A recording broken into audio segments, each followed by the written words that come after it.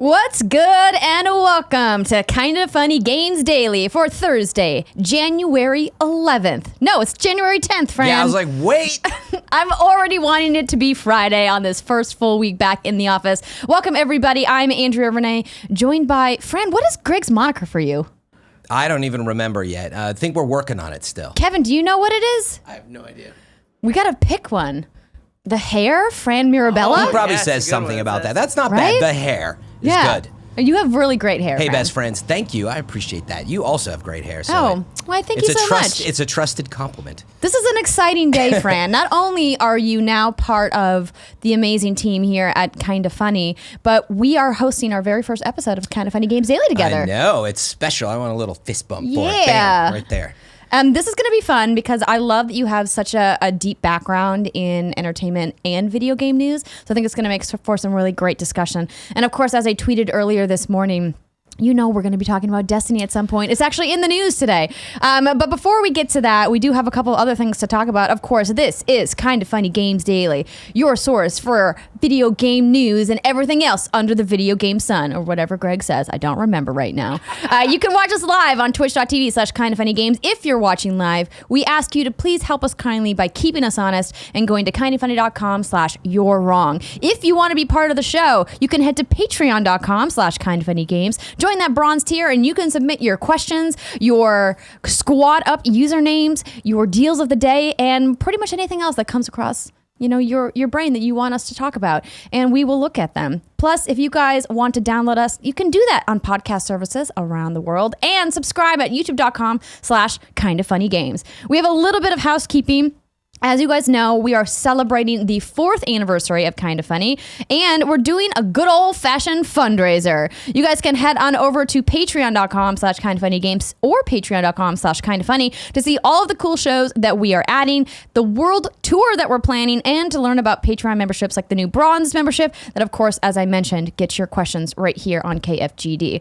And today, we are brought to you by Quip and Hims, but we'll tell you more about that later. For now, let's get into what is and forever will be the Roper Report. Time for some news. 3 items on the Roper Report. A baker's dozen. Oh, Kevin, I miss working with you. That Barrett guy needs a little bit of work. Can you show him the ropes? Wow. Show him the ropes. Will do. Yeah. No, he's a good kid. He's not here. We can talk trash about him. That's the rules. No, I don't want to talk trash about him. No, he's he's just right. Those are the he's just a rules. little green. That's all. He's new. He'll learn. It'll be great.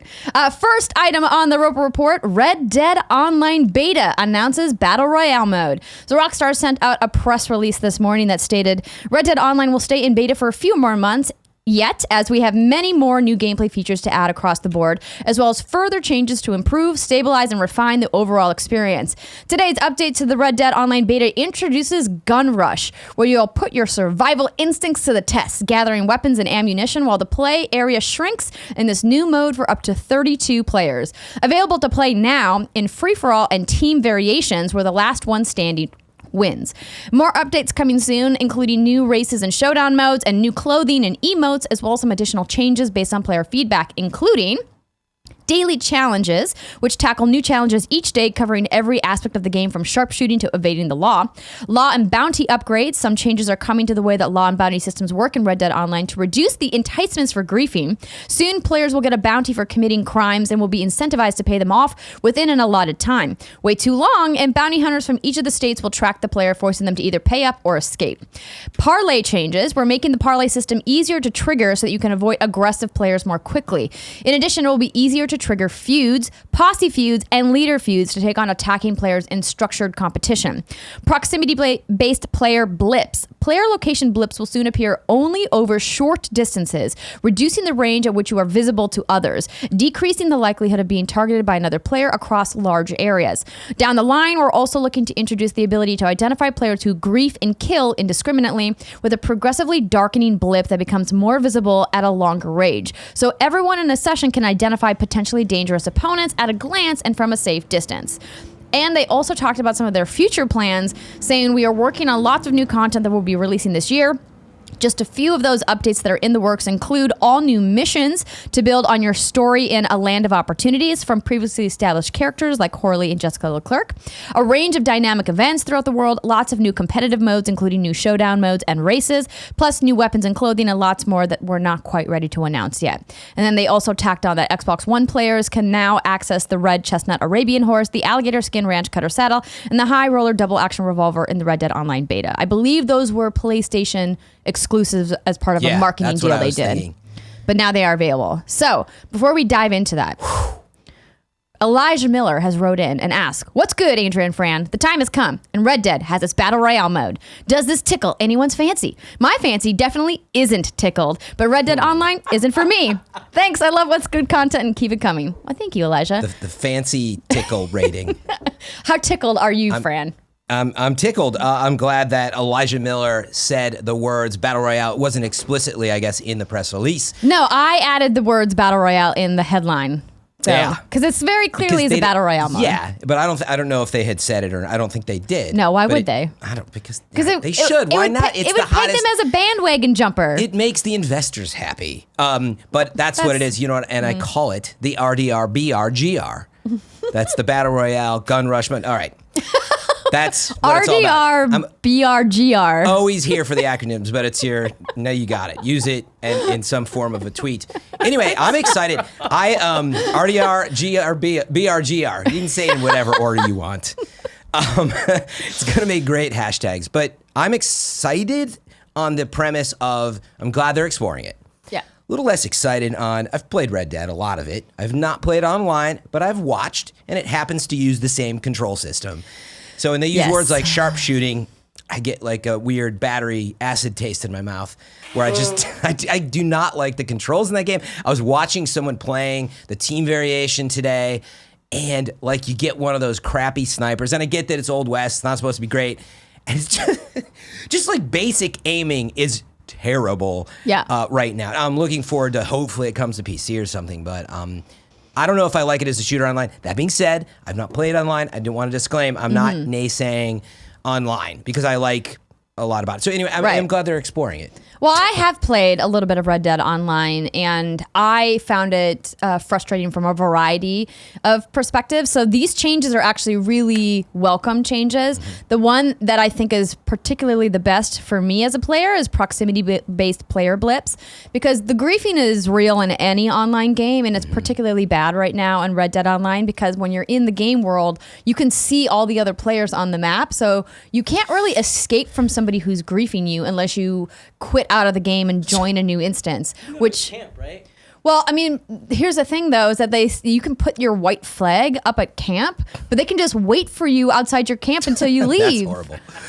You know, it is a beta. Yeah, obviously it's a beta. We know that a PC version of Red Dead Redemption 2 is in the works and will probably release at some point in 2019 would be my guess. I would think mid-year to later in the year if we can kind of look at what they've done in the past. I mean, don't forget Red Dead Redemption never came to PC, but given everything that they did with GTA 5 and GTA Online specifically, it would be silly for Rockstar to not release Red Dead 2 on PC. So I think that's coming. It's definitely in the works, but I don't know if these changes are enough to get people back into the online space for the reason you mentioned, that the combat is just not as fun as GTA Online combat is. Yeah, it's such a heavy exploration game for those of us that have played it. I think it is about the smell and the feel of it. When I get into engagements, I kind of like some of the quick draw, auto targeting, rootin' tootin' in town shooting stuff. But even then, I get a little frustrated. So since you've played some, I mean, what is the mode that people were playing before consist of? I know you were like getting some money, but you can like run into people and choose to battle them or not. Is that what it was? That's what the parlay system is. Yeah, so you can. It's not as obvious as what they did with GTA Online, and obviously, GTA Online evolved quite a bit over the several years that it's been out. And I remember it was also had its fair share of problems at launch, and they patched it and patched it and patched it, and now have a very consistent content release schedule that appeases the community that's still there. I think really the key differences here is that the open world in Red Dead is just inherently different than the world of GTA. And there's more to do in GTA. I think it's just being in an urban environment with vehicles is inherently more exciting. But we also, just for you guys to know, I don't want to make it sound like we're just kind of crapping all over Red Dead, because we're not. We actually talked about it on the Gamescast this week, which you guys can check out tomorrow. What is it? Friday at 6 a.m. and Monday for Patreons. Friday at 6 a.m. and Monday at 6 a.m. on YouTube. Right. Is that right, Kevin? Nice, you nailed it. Good job, Fran. Part of the Gamescast now. I got to know this stuff. So you guys can check out our conversation about the campaign over there. But, I mean, this is good. I think what we've talked about is that if you're really excited and you're a diehard Red Dead fan, go for it. Jump in. Yeah. Have fun. But just keep in mind that it's a beta and they're still tinkering and there's work to be done. Yeah. Funnily enough, I was planning on, right after I finally beat it, and so close, I'm going to hop into online and check it out. So I am excited to check it out. The world is really lush and beautiful, and controls aside, I think there's some neat stuff that can happen. But that's why I don't know what people who do enjoy online, I'd be curious what they like most about it. But it's still very early. It's still in beta. So I guess we'll see. Yeah, exactly. Well, next item on the Roper Report, the Academy of Interactive Arts and Sciences have announced the D.I.C.E Awards 2019 nominations. 56 of the most exciting games from 2018 received a nomination. God of War leads with 12 total nominations, followed by AAA blockbuster hits Marvel's Spider-Man with 11. Red Dead Redemption 2 with 8. Indie title Return of the Obra Dinn with 6 nods. Tying with 4 nominations, including Astrobot Rescue Mission, Detroit Become Human, Florence, and Into the Breach, while Assassin's Creed Odyssey and Moss each received 3. Finalists for the top honor Game of the Year are God of War, Into the Breach, Marvel's Spider-Man, Red Dead Redemption 2, and Return of the Obra Dinn. The winners will be revealed at the D.I.C.E Awards ceremony on Wednesday, February 13th at the RA Resort and Hotel in Las Vegas, co-hosted for the 3rd year by Kinda Funny's own Greg Miller and Jessica Chobot of Nerdist News. Honored this year as the Hall of Fame recipient will be Bonnie Ross, Microsoft Corporate Vice President and Head of 343 Industries. The ceremony will once again be live streamed in its entirety beginning at 8 p.m. Pacific time via multi-year media partner IGN Entertainment. You can find the full list of nominees over at interactive.org, which is the AIAS website. And for people who are curious, the Academy's 30,000 plus members, comprised of interactive publishing and development communities, recognize excellence in 23 different interactive game categories and one of the highest forms of recognition in the industry. Titles were played and evaluated by members of the Academy's peer panels to determine final nominees, and these panels, one for each award category, are comprised of the game industry's most experienced and talented men and women who are experts in their chosen fields. Winners are determined as part of confidential voting process and will be revealed the evening of the show. I think it's always kind of good to get the information about how these nominees are picked and how the winners are chosen, especially in light of some other game shows, game award show. That's what I'm looking to say. Like that farce of an award show that was on CBS. Oh, yeah, I didn't even really catch that. But yeah, these are the... That's for the best, Fran. It was a hot tire fire. I always forget this, but the Golden Globes are peers, is that right? Or is that which is the movie? No, the peer one are the SAG Awards. That's right. And the Academy Awards are technically peer voted too. The Golden Globes are critics, press, right? The That Hollywood Foreign Press Association. Oh, so Oscars is peer, but it's equivalent to that. That's what they're trying to keep, the official, people who make games or involved in it voting on them versus it just being the press. Right. Or fans. Or fans, exactly. Right, exactly. I thought, one interesting thing to think about is, what was the biggest game, would you say, of 2018? The biggest. The biggest game was inarguably Fortnite. That's right. So not on the list because it came out the year before. Correct. Persistent online, I think, is still an interesting category to figure out. They did have an online category. Mm-hmm. I think it's interesting. Destiny's on the list because it is, love it or hate it, it is a huge online game. But I'm pretty sure. So by the way, I quickly scanned the list right now. What are we going to do? Yeah, so just some. Oh no, wait. Fortnite is online. Sorry, it is an online game of the year. I take it back. It's just not nominated for Game of the Year. So Almost some key reported it. categories maybe we can take a look at. I do think it's interesting for Game of the Year specifically that how they differ from what the Game Awards were. So Return of the Obra Dinn getting a big nod here, and Into the Breach also getting a big nod. I'm a little disappointed Celeste didn't make it into the Game of the Year category because it's one of my personal favorites from last year. But I've also heard fantastic things about those other two games. One of the other more fan favorite categories, outstanding achievement in character. So we've got Cassandra from Assassin's Creed Odyssey, Atreus from God of War, Kratos from God of War, Peter Parker and Spider-Man from Marvel Spider-Man, and Arthur Morgan from Red Dead Redemption 2. That's going to be a really tough category because any of those characters could win. So that's really fantastic. Any of these other categories stand out or speak to you, Fran? I mean, they all do. I don't know if we want to drag on the topic too long, but we've got some time. Where I was originally going with it, it's interesting that, so it's good. Fortnite is an online. Almost had to report me on kindafunny.com/you're wrong, right?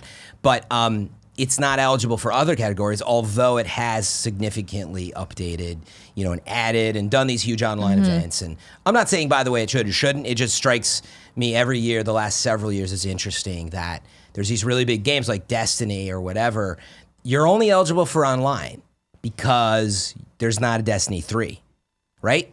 Like there might be. Kind of. I mean, you are and aren't, but meaning this is where it gets a little gray. Don't you think like we still as an industry there's these persistent growing experiences. Forsaken did come out. I mean, it was eligible, but what I mean is you kind of fall under the radar because it's it's an add-on almost. I mean, that's how I look at it. Like, I feel like it gets a little overlooked in some ways because it's not Destiny 3. This isn't about Destiny. Other games go through this, like Fortnite. Like season 6 and 7 and everything are pretty big in terms of just games, like what they are. Meaning, the example would be it's a shooter or action game, whatever you want it to be. It's not really going to get put in those categories because that was last year. How do you think? Do you think it's approached right? That because it's persistent versus brand new, even though the gameplay stands up. That's what I'm getting at. The gameplay hasn't changed and everybody still loves it versus other new games, but it's not really going to be part of that category because, it was last year. Well, you know what I mean? I know what you mean. I don't necessarily think that games as services are automatically discounted because their release model is different than a traditional retail release. What tends to happen is that games as live services generally have very niche audiences and they don't tend to speak to a wide variety of gamers because in order to be successful in a lot of games as service games, you have to play them consistently over and over again because otherwise you kind of get left behind in the content. Yeah. And I think that's where Fortnite really excels is because it's approachable to so many different types of gamers. But if you think about other games in that category, like a Destiny, like a For Honor, like a PUBG, or even a more traditional game, like a more traditional MMO style, those have very individual audiences of people who play games. And when you look at the development community, people who are making video games, they probably don't have as much time as fans do or people who have other jobs to commit to playing games as services to that extent. So maybe it's not at the top of their mind to nominate in those categories. Yeah. And it was really just to illustrate, it's tough. I think about like Division was a good example. Now, it fixed itself within the same year, but it kind of came out. It wasn't broken or anything, but it was thin. And then it really came out and rebalanced. And man, people were like, now you should play Division. But imagine that was on the cusp of the year. And that's kind of what I mean. If it happened at, the end of 2018 and going into 2019, it tends to be, it's overlooked or whatever for the next year. But, part of it, you got to look at, and I know why, you got to make room for all these new games, and there's a lot happening. But it's just an interesting place to be in when you think of, let's say, they revamped, they fixed all the sound effects, they added a new character. It just tends to be a little less top of mind for some of these categories. I do think it's interesting that the categories in online game of the year include a game called Laser League, which I've never played, and includes Sea of Thieves. So we've got Sea of Thieves, Laser League, Red Dead Redemption 2, which by the way is still in beta. I think that's crazy that Red Dead got a nod in online game of the year. I do think that's odd. Fortnite and Destiny 2, like Fortnite and Destiny 2, of course, they've been mainstays in the online category for the last Fortnite since it came out, but Destiny really since its release has been in this category. The idea that Red Dead is in there with their beta, like I've already expressed my opinions about games that aren't fully out being in some of these categories, but I'm trying to get over that because it's happening more and more. But that game is not ready to be nominated. They have connectivity issues. Those are sirens on our end, by the way. Every time Don't worry, at home. Me trying to get into a posse with Britt and Steimer is like it's really much more difficult than it ever should be. And staying in a posse, like the matchmaking still needs some work. Like, there's just too many issues for that game to be nominated. Like, where is a game like Call of Duty Black Ops 4? How is that missing in this category? Exactly. I was going to say, if I just said pick a better online game, I think we took a second. I mean, even as much as I gripe about Smash Brothers, like, I'm pretty sure, again, I haven't played Red Dead Online, but I watch. I'm pretty sure I would enjoy Smash Brothers more. Absolutely. Call of Duty Blackout, or even just Call of Duty, period. So there's a lot going. I don't know how that one got in there as that, but it is the peers. Right. And that it does, that's the point. These are, I mean, it's the industry, and this is what they think is interesting. Yeah. Now, it might have just been they didn't have enough time to play all this other stuff, but we all go through that. Yeah, I mean, I think the concept of Red Dead Online and the technology behind what they're trying to do is absolutely noteworthy and worth recognition. I just don't think they've executed on that vision quite yet, and I think it would have a better place for Red Dead Online in this category at the D.I.C.E Awards 2020. Yeah. But yep. No, I totally agree. I think that's a good just one to my pick 2 out. cents.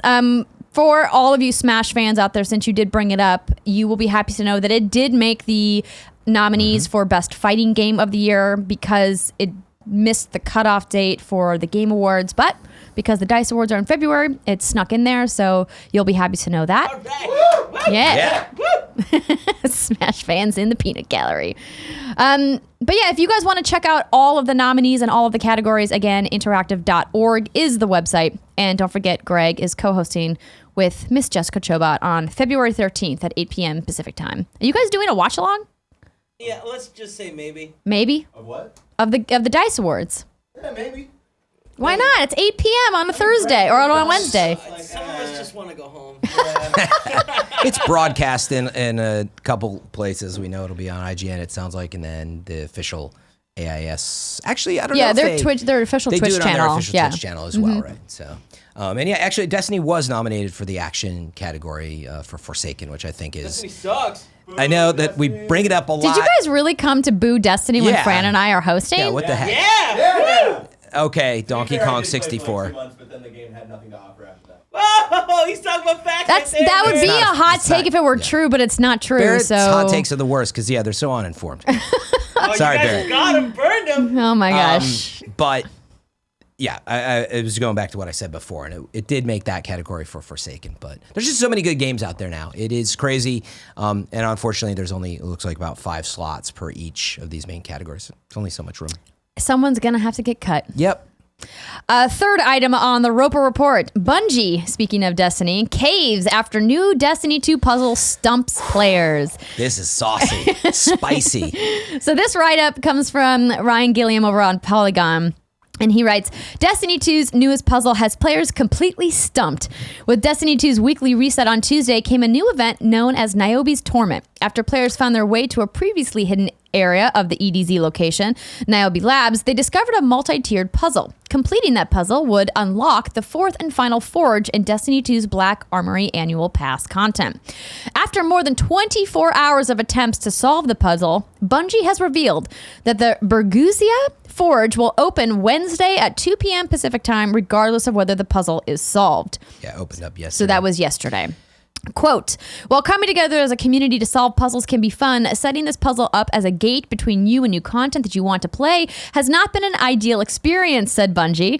As such, we will be decoupling the puzzle from the final offering of the Black Armory. All annual pass owners will be able to experience the Berguzia Forge when the puzzle is solved or when the deadline expires, whichever happens first.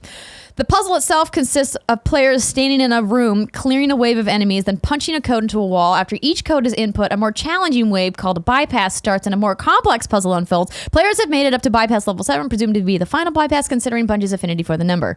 Bungie has also revealed that a ghost shell and an emblem will be rewarded to the players who complete Niobe's Torment puzzle successfully. Streamer and World Force Raider X Glad has been attempting to solve the puzzle for 27 hours straight. So this was from yesterday. I was watching all these. And looks to continue the journey. The change of heart or capitulation for Bungie seems to come from fans complaining to the developer on Twitter. Who would have thought that happened? And while Bungie spent the majority of Tuesday encouraging people to try the puzzle for themselves, on Twitter it seems the internet voices were too loud for the studio to handle. So we've got a couple questions about this, Fran. Yeah, and maybe just can I finish the setup? Yes, maybe please do. Simply because that's a lot to process if you don't play Destiny. Yes. Here's kind of what happened as I would describe it. You bought a season pass for about $30. Content releases. They said forges come out. So they stack releases of these new forges where you go and you forge these new weapons by defeating enemies effectively. So you get this chance to explore a new thing. And they said it will be out on January 7th. That's all they said. They have a roadmap. They've actually been doing a killer job of telling us the roadmap. So you paid money on the 7th. Maybe I'm going to take work off. Now I'm relating this to something that I've run into in the past with this stuff. And I think part of it is they're like, let's go, the fans. And there's this crazy puzzle. I keep thinking of that GIF in It's Always Sunny in Philadelphia. With the woman and all of the equations. Oh no, that too. Across? It's nuts. I mean, even I was decoding some of the glyphs based on somebody just made a little codex so you could figure it out. But it's nuts. It was a barrier to the content that they said was coming on this week. So that was part of it. Is the fans are like, I'm just here to play it. Like I don't want to do the puzzle. On the other side, there is this puzzle thing. I think it's cool. They're trying it. And like the thing is, it just went on way too long. That was the other side of it. It just is way too crazy. And the push came to shove, and there's a lot of reasons for it. There's stuff to do this week, and the people just could not get it done. Bungie basically, I don't know how they test this stuff, but we're way off in their estimates, which I think they've been way off in their estimates lately because they overcorrected in trying to become super hardcore grindy again. And this went a step too far. And it's still not been solved. So sorry.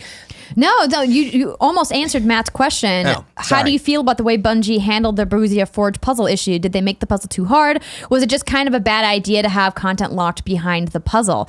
And then Miko writes in, first off, I'm so excited to have Fran on the show. Ew. I have a question that regards Destiny's decision to release the new Forge even though no one solved the Niobe Labs puzzle. Do you think the fact that Bungie released a puzzle this hard will negatively affect the community in any way?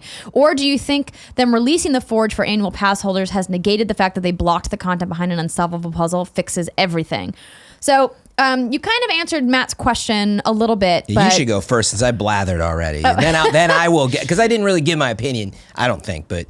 Well, I have the annual pass, but because I took so long getting up to 600. You haven't had a chance to even I haven't get even here done yet. the first Forge yet. So I just finally hit over light level 600 so I can start doing the Forges. Got another 20, 30 hours before you can even do this stuff. I know. And so for me, like, I'm not as upset about it as other people are, but hypothetically thinking if you were ready on Tuesday, right, how would you have felt if it was like crazy puzzle? And by the way, Andrew, you have to bring a team of 3 people in there, right, and have them sit there to figure it out, or you just have to wait for. So you have to have a full fire team. Yep. To solve it. I mean, we might find out later there's some way to do it so, but for the most part, you have to have a fire team. In fact, everything I've seen of the way it's solved, you have to after you get to about bypass 3.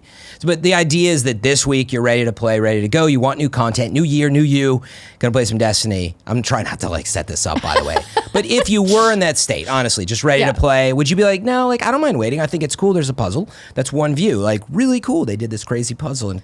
Or are you impatient? And you're like, what the heck? I don't even want to do this. Which side are you on? I don't generally like solving the puzzles in Destiny on my own. In fact, I have never solved any of the Destiny puzzles on my own. I rely heavily on the people that are in my clan, and more importantly, on the people who are like pro Destiny players, who are content creators on YouTube or are full-time Destiny streamers, because those are the people who are so deeply connected to the game that they'll be able to solve it first. What's interesting is when I heard somebody explaining how to decode this puzzle, it made me think a little bit about some of the puzzles puzzles that are in Ready Player One. Like, did you ever read that book? No. So the whole premise of Ready Player One is No spoilers, right? no. The It's not overall, going to be an Avengers Infinity moment for me, right? Oh my gosh, no. Some people know what that's about. it's basically like this guy has to solve these puzzles set by this multi-billionaire in order to win his fortune. Yeah. And they're really like obtuse puzzles, and you have to study years of his life Yeah, and read the all these lore books of and his all these life things and- to kind of like overlap like 17 different Venn diagrams to figure out where it all. And so like I was listening to somebody trying to work on this puzzle, and I was like, I know why Bungie did it, right? Because they are trying to please everybody, and you can't. That's the problem. That's fair. And the biggest complaints that I saw about this that I think are valid are over 90% of the people who played Destiny consistently, who buy the annual pass, who buy DLC packs, who are there for the weekly reset, are not people who are full-time players. Right? This is the same thing that you and I got into it about when I was on Fireteam Chat about the raid and how high and how difficult it was to get into the raid at the beginning. And what it comes down to is if you're charging money for content, you shouldn't gate it artificially behind some kind of a wall that excludes the vast majority of people who have paid for it.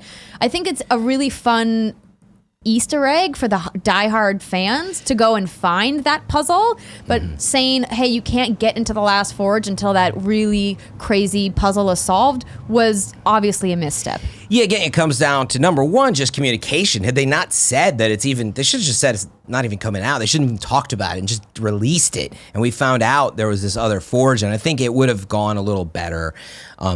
But instead, we were all told January 7th, get ready. It is tied to, there's other deeper stuff in the game of like, it's Curse Week. There's a special, it's called Shattered Throne. You can only do it this week. So that's why, by the way, when you put it all together, like, crap, if we don't let people do this, the week will expire. You have to wait 3 weeks again to try to do, there's this quest that continues after this. So anyway, my opinion is, man, it's too long for this show.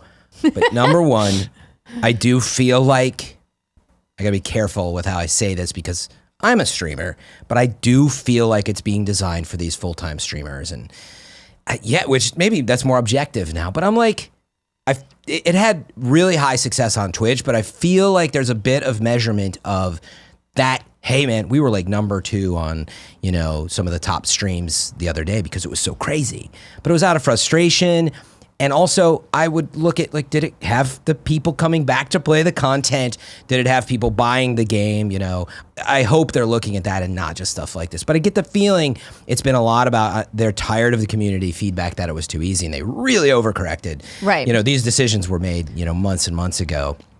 So I just feel like they went too far with it. Mm-hmm. I really do commend them for, on the one hand, saying, like, we just have to open this up. You can still go do the puzzle, but we're not going to, like, stick our heels in and, like, because there are people up for 30 hours. And I think there's another side of it that I really think about. I'm like, don't they, I know it's Datto and Glad's and everyone's choice and my own. If I want to sit there for 5 or 30 hours straight and they made some good money on that day, that's your business. Part of that's cool. But on the other side, it's like, I don't know, man. There's like an ethical side. Like, they know people are going to try to do this and stay up for 40 hours. Like, I just don't like the design of it in that sense. I think there should be in-game.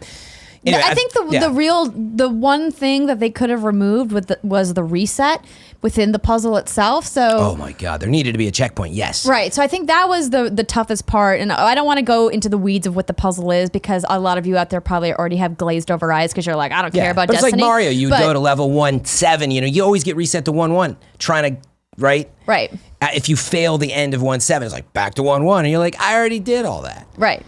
Right? Yeah, exactly. No, like a checkpointing system would have probably expedited it a lot more and made it more enjoyable because it's frustrating for any game that kind of punishes you for making one mistake and then throwing you really far back in your progression loop. And I think that's really part of why it's such a big misstep is that they didn't stop to think about the average Destiny player and who's going to be attempting this puzzle because I would like to think that with as much Destiny as I play, and I don't even play nearly as much as you do, that I would be able to attempt to do this puzzle with my clan. But everything that I've read and watched makes me My God. go, no, man, It's- that's not for me. yeah. And that's kind of sad. Yeah. You know, that I've paid for this content and it makes me feel really excluded from it. Yeah, I mean, I appreciate that they really went deep, and there's, for some fans, I think they loved some of the things, but apparently it got so convoluted. People still don't understand why things are happening. But I tend to err on the side of, I wish that a lot more of it was like face value in the game. Like, put things and puzzles in front of me. I was using words like Zelda and Uncharted. I know, like, I'm not saying make it those games, but those things it's in the game. Right. It's not the triumph that unlocks a lore tab that I read that's a riddle and wrapped in an enigma and a riddle, and that's where it has gone. And it was too far. I wish it was puzzle mechanic based. Like, imagine it's like the raid, right? Like, figure out the mechanics. I don't like this side of, like, people were like getting into like Merlin's lore. They were looking up like star constellation names, and like, quite honestly, crazy. We don't even know. But like, the truth is, they're probably wrong. It was right there in front of them, but it's so confusing. So Has anybody solved it as of right now? Do you know? I didn't double check this morning, but I had not heard Hey, Bear, any would you mind checking? communication. I know we don't normally check the chat on this show, but if you wouldn't mind. Yeah, double check. It's a good or point. you can write in, of course, to Yeah, by the end of the show. kindoffunny.com/you're wrong. He's got headphones on. He can't hear you. Yeah. Well, then never It's just mind. weird that you asked him, and I'm right I didn't here. see you. I'm Hey, right Kevin. Were here you on my kicking feet. back Can- and can putting your you feet do up it, on the Kevin? desk? Can you tell Barrett I for thought us? you walked away, Kevin. I'm right here. But Oh yeah, my and gosh. then they unleashed another Nobody puzzle thing. solved it Anyway, yet. Nobody has solved it yet. I think the end of that I would say, unfortunately, this is the type of stuff that people who don't play Destiny hear about, and they're like, nah. It's really not. Sounds really lame. It's really not what the game is. It was just this thing that they did that was an experiment in some ways. Yeah. It actually goes all the way back to Wrath of the Machine, when they had done some binary code puzzles. People really enjoyed that, but it was done much differently. And anyway, it's a little crazy. Well, hopefully somebody will solve it at some point. But when is that going to be? Who knows? But what we do know, Fran, is what is coming out today. And if we wanted to find that out, where would we go? Wait, I don't have the script pulled up, Andrea. I mean, well, would you like me to tell you where to go? Because this is the official list of upcoming software across each and every platform as listed by the Kinda Funny Games Daily Show hosts each and every weekday. Do do do do do do do do do do do. Out today. A Cheaty Bundle on Switch at sundown on PC, Aftercharge on Xbox One and PC, BQM, the Block Quest makers on Switch, Bury Me My Love is on Switch, Catherine Classic is out on Steam. Just as a reminder, Catherine Full Body still has no official release date in the West, but it is coming out on Valentine's Day in Japan. Combat Core is on Switch. Double Cross is on Switch. Everything is on Switch. I played that. It's weird. Inside My Radio on Switch. Light Seekers is on Switch. Mega Wars Desert Ashes is on Switch. Overdriven Reloaded Special Edition is also on Switch. And Snowboarding the Next Phase is on Switch. I talk about my experience with Everything, which is a game that has already been on consoles and PC in the past, and is more of an art experiment, a thought experiment than a video game on What's Good Games that comes out tomorrow. So if you're interested in hearing me talk about my weird experience as a Palomino horse, you can check out the show tomorrow. New dates. Bandai Namco has announced that it will hold an open beta weekend for their upcoming arena fighting game, Jump Force. Starting January 18th through January 20th, the open beta will give players access to the game's online versus mode, where they can play as 17 characters from the final game, battle across 5 stages, and test out the online lobby using 6 preset avatars. The open beta will be available for players who preload on their Xbox One and PlayStation 4 beginning January 17th. The open beta will be available for 4 3-hour sessions across those dates. So if you want those specific details, of course, head on over to Bandai Namco's website. Deals of the day. So Wario64 had tweeted that Catherine Classic, which I mentioned, is out today. The digital deluxe edition on Steam is $15.99 on Voidu with the code Winter Madness. Of course, he does use affiliate links most of the time, so please give Wario64 some love and head on over to his tweet at Wario64 on Twitter if you want to get Catherine on Steam for that discount with that special code. All right. We are into Reader Mail, and as a friendly reminder, because it's our first full week of all the brand new shows here at Kinda Funny 4.0, we are doing Reader Mail a little bit differently this year. We want you to go to patreon.com/kindoffunnygames to submit your questions.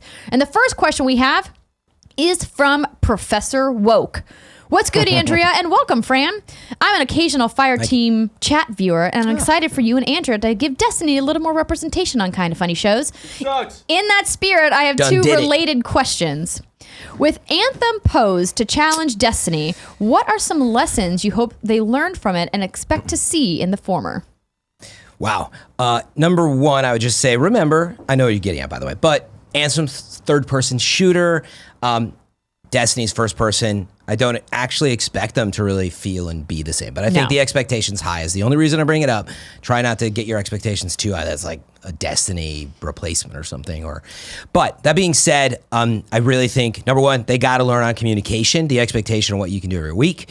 And two, that people will be ravenous. So what happens when we burn through the content? Have they learned that lesson, and do they have stuff waiting? Division went through the same thing. I know that's a broad answer, but... Well, I have had the pleasure of playing Anthem several times at different preview events leading up to launch, which is next month, and it's very exciting. Yeah, I've played E3 and the whatever was just out that week, but the closed beta, which we can't talk about. Right. But I've played it. I also played it, but we're not going to talk about it. What I can talk about is the stuff that I played at an event like PAX and at E3 and other public events. So what's great about Anthem is that it just is a different style of gameplay, as you mentioned, than Destiny is. The way that they're weaving narrative into the game is just fundamentally different than the way that Destiny does it. I'm really excited to see how they're going to incorporate that narrative long term, because you really kind of craft your own personal story that happens at Fort Tarsus. Whereas with Destiny, the story is everyone's story. Everyone's story is the same. Yeah. Right? Like your Guardian doesn't have a unique story. Yeah, right? this is BioWare, right? You got to remember the choices you made in Mass Effect and Dragon Age, they affect the sort of what's happening. That's interesting to see that it's an Anthem to some degree, right? And I'm just going to say that based on what I've seen so far from the BioWare customization stream that they did, it looks like the customization is going to be a much friendlier system than in Destiny, which makes me a little sad that Bungie hasn't kind of come around to that yet. Exactly. Yeah. But I also think it's worth noting that when I did a pre-briefing with the BioWare team ahead of the Game Awards, when they released that new story trailer and then announced the VIP demo that's happening at the end of this month, they told us that they're working on content specifically for post-launch. So they showed us a couple things, some narrative things. There's going to be like a new area that you can go. They have like new missions and things lined up that are coming post-launch. So they're clearly thinking about it. Yeah. Will it be enough remains to be seen, because it's going to be difficult to compare the ravenous level of an online community for a BioWare game to an Activision game. Yeah. Well, really to a Bungie game, obviously. But exactly. But like as far as the ability for them to kick content out quickly. Obviously, EA has a lot of systems in place to handle that from back-end and marketing structure, but will BioWare be able to deliver? Yeah, and there's no PvP that we know of currently. And there's no plans for PvP at this time. It's just not. What they said to me when we were doing the interviews was that they have heard people ask for it, that they will consider it at some point in the future, but it's not currently in the works. And it's not like there's not like a date in the future that they're going to be announcing it. They're like maybe. We're not saying no to PvP, but we're not saying yes to PvP. I do like, sure, if there was all the resource and talent in the world, of course it should have PvP in it right now at launch. I think it's way more ambitious to pull that off, and I think they are doing the right thing to wait on that. Yes, agreed. Focus on the current PvE. So when I want to co-op up with Andrea, we got stuff to do, things to grind. I'm super excited. That matchmaking process is fluid. That's really the important part here, is that I would really love to see them not have any stumbles at launch and have it be really successful and fluid. That's what I'm hoping for. Just jinxed them. You just jinxed them. No, Sorry. No, I'm just kidding. No. Was the number one choice on my list for the most anticipated games 2019 on the Gamescast. Yeah. Exactly. Wow. Gee, I wonder Destiny fans that are excited about that. It's funny. Greg, I think, was Division. Of course. So the grindy games, man, the persistent online is really getting its hooks into people this the last several years. Indeed.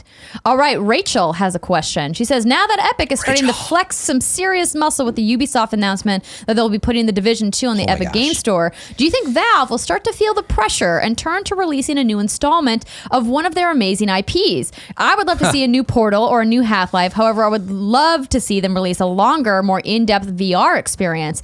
Thank you for always keeping me company during the long work hours and raising my spirits when times are rough. Andrea and Fran, you both are superheroes in my opinion. Wow. Oh, thanks, Rachel. Thank you. Rachel. Thank you.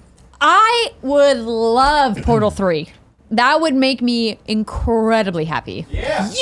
Yep. Like Portal 2 is one of my top 10 favorite games of all time. While we're at it. Like Why I not? could care less about Half-Life. Oh, don't you be careful now, Andrew. Are you that sure? that ship has sailed, Are right, you Barrett? sure? Wait, do you want to expound on that? Because like that's going on the record. Yeah, no. That's it. It's okay. That's a mic drop. I don't care about Half-Life. No. I said it. I said it. Yeah. No. Anyway, different discussion. The thing is, there's Everyone a whole cares generation of about it. gamers who don't even know what Half-Life is because it's been that long. It's true. And during our Gamescast discussion, You're just mad because it when has Jared been so Petty long. also Salty. neglected Half-Life in his bullshit argument thing that he made, which I'm not going to spoil because you guys should listen to it. It's really funny. But here's kinda my funny. thing. Like, I think Valve is way overdue for publishing something. I don't think Dota Artifact counts. I think that services a very niche audience. Obviously, there's a monster Dota 2 audience, and we don't have current numbers on Dota Artifact. If somebody does have those numbers, of course, this is a great place for kindoffunny.com/you're wrong. But they just need to give the people what they want, whether that's Left 4 Dead 3 or it's Portal 3. Like all the above. either of those two games, maybe it's Team Fortress 3. Yeah. something different, something new. I don't necessarily know that the Ubisoft announcement or what's happening with the Epic Game Store is going to push them into publishing. I think it might push them to change their revenue split model if they get enough people leaving, but as of right now, they know that they still have domination in the PC digital distribution space, and they're not going to budge until they really start to feel the pinch, which I don't think will happen for probably like 2 to 5 years, quite honestly. Yep. Yeah, I'd say a couple quick things. One, wow, that is huge though. That Ubi, which has its own platform as well for I believe buying and selling the Ubi game. Play. You can go straight through it, but they're going with Epic. It's a ton of pressure for sure. But I mean, we live in a world where that's super important. So I'm glad that healthy competition is happening. Steam is just a monster, but that's also why it's not going anywhere. It's like Steam is suddenly, we live in a world where on our phones, we don't even think about, you use either the Google store or the Apple store probably. And that's just the world you live in. It doesn't matter. On something like PC, you can choose now. So like big deal. And Valve makes tons of money. So that's the one side, but I'm really glad the pressure's there. And man, Epic's doing some interesting things in that space. The other thing I'd say though is Valve already said, actually, it's coming back to development. I don't know if they have expanded on it, but last year, funnily enough, I was just pulling it up. So again, I don't know if it's been updated since then, but Gabe Newell was at an Artifact conference or whatever, and he reiterated Valve is getting back into developing new games, and it's, after talking about Valve's focus on Steam and hardware, he described it as an investment in the future. So anyway, he already said they're getting back to it. So it's not like this isn't part of the plan. I think maybe if you were to look at that and rephrase the question, will this accelerate them getting something back out the door? Yeah, I think it will. I think it will be a slight catalyst, but they're already planning on it anyway. Yeah. Thanks, Rachel. I appreciate you writing in. That was a great question. All right, looks like we have time for one more. Do any of these speak to you? Or do you want me to pick? I need to bring a laptop. I'm like tabbing between stuff. So wait. How about this? pick. How about this one? We'll try. From Alex Bliss from Minnesota. With all the talk of Days Gone and The Last of Us potentially getting in the way of each other and cannibalizing each other in sales, I'm often confused why no one ever mentions the 3 Japanese Dark Souls-esque games that we are getting, all potentially this year. Neo 2 has a 2019 release date. Sekiro Shadows Die Twice comes out in March 2019. And on a previous episode, some of the KFGD crew thinks that maybe Ghost of Tsushima could potentially release this year. Am I taking crazy pills, or at least one of these games destined to fail because of the industry confusion and fatigue? Love everything you all do. Welcome to the party, Fran. So it's funny because it started as Last of Us and Days Gone. But it's about those three games. The question is about the Souls style games. Cannibalizing each other. Right. Easy answer for me. Absolutely not a problem. Those fans are so hungry for those types of games, and they don't even all release at the same time. Right. Sekiro's in a great spot. In fact, I think we saw people moving stuff around. Like, Darksiders just came out all of a sudden when I think it was supposed to come out this year. But Darksiders is not this style of game. It is, to a point. It's much more like an action Darksiders RPG. 3 has really gotten, I mean, it's fun, so I know this because my brother is this fan. Okay. He's nuts about it. And he's played Dark Souls and everything over and over, and he can't, get enough. And when Darksiders 3 came out, he's like, wow, it's like they copied Dark Souls 3 to a point. Now, granted, that's just his purview, but I have watched. It is very heavy in the combat. Putting that aside, I don't think it's a problem because the release dates are far apart. And then, well, I guess it's not about Last of Us and Days Gone. I'm still caught up with it. But I'm like, I know they both got zombies and end of the world stuff, but they don't even have release dates and they won't cannibalize each other. Well, Days Gone does. Days Gone is out in April. It is out in April. Yes. Okay.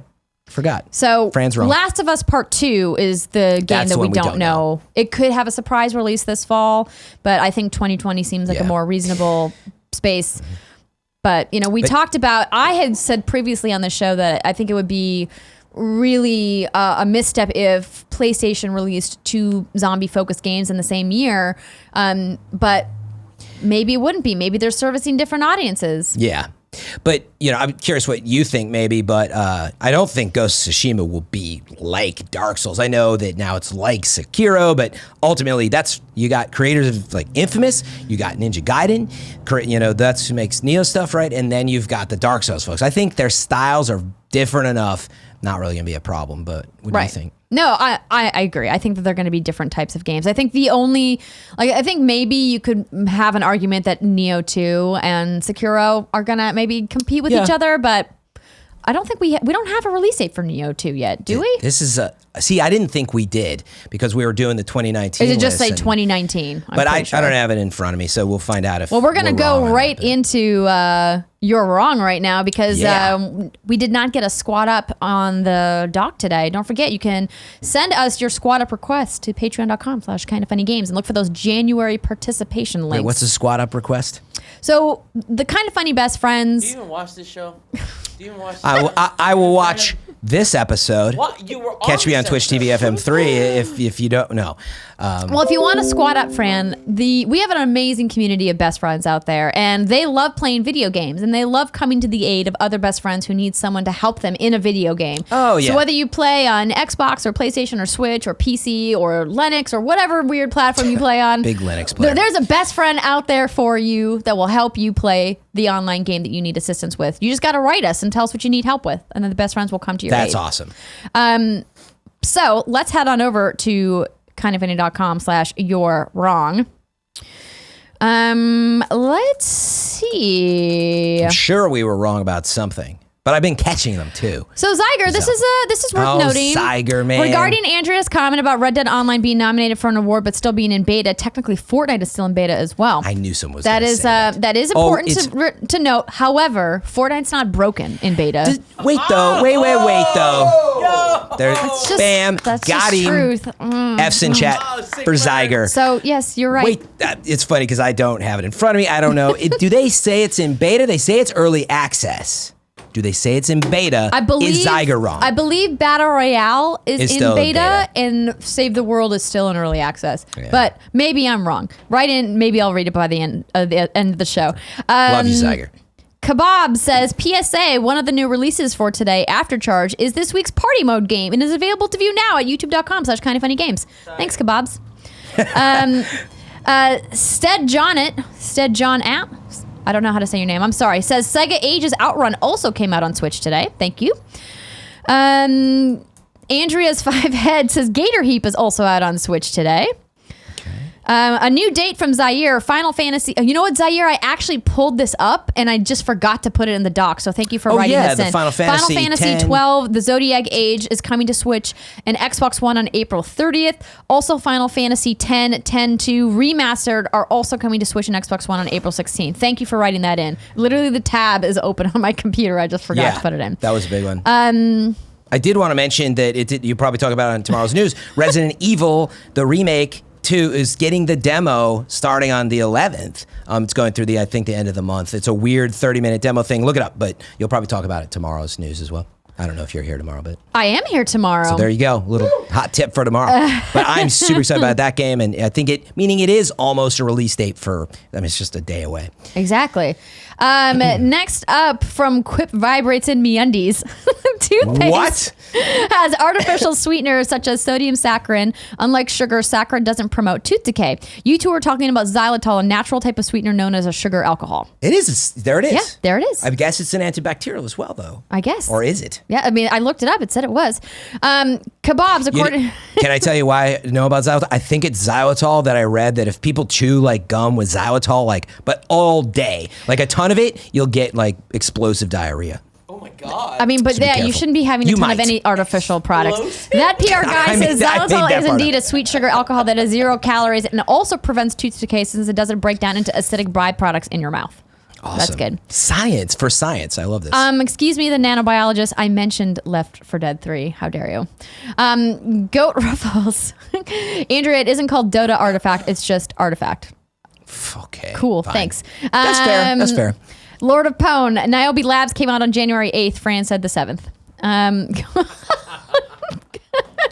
Costly Davis. Andrew, I'm with you. Fuck Half-Life 3. The reason, though, but you are right. But I think the reason is, I think on the map it was week of January 7th or something. I might have made that up, but it is the week of. It's okay. Don't worry. I was wrong. You're right. We didn't know it was the 10th when we started the show. Goat Ruffle says the question about the 3 games cannibalizing each other was not in reference to them being like Dark Souls in terms of combat, but in the 3 games are all set in feudal Japan inspired worlds. Yeah. Well, Goat Ruffles, I appreciate you writing that in, but that's not what the question said. Yeah. So I know we're gonna wrap, Kevin. I'm really at the end. Don't you worry. Oh, we're over time.